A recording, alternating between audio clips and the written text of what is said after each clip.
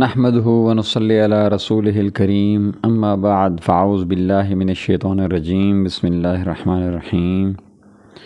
ناظرین کرام، ذکر اذکار کے سلسلے میں ہم چھٹا ذکر لے کر آپ کی خدمت میں حاضر ہیں، نفس اور شیطان سے پناہ کا ذکر۔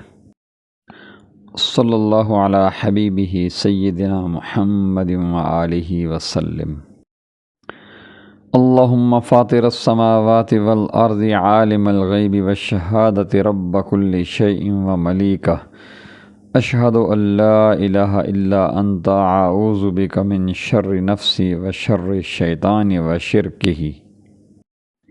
ترجمہ: اے اللہ، اے آسمانوں اور زمین کو پیدا کرنے والے، غیب اور حاضر کی تمام باتوں کو جاننے والے، ہر چیز کے پروردگار اور مالک، میں گواہی دیتا ہوں کہ تیرے سوا کوئی معبود نہیں۔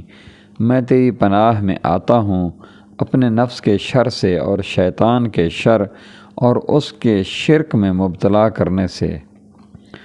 فائدہ: یہ وہ مبارک دعا کے کلمات ہیں جو نبی کریم صلی اللہ علیہ وآلہ وسلم نے صبح شام اور بستر پر جاتے ہوئے پڑھنے کی تلقین کی ہے۔ ابو داؤد 5067۔ آمین یا رب العالمین، بجاہ سید الانبیاء والمرسلین خاتم النبیین محمد مصطفیٰ صلی اللہ علیہ وآلہ وسلم۔ جی ناظرین کرام، اگر آپ نے ابھی تک ہمارے چینل کو سبسکرائب نہیں کیا تو برائے مہربانی ہمارے چینل کو سبسکرائب کریں، ہماری ویڈیوز کو لائک کریں اور اپنے دوستوں سے شیئر کریں۔ جزاکم اللہ خیر و احسن الجزاء۔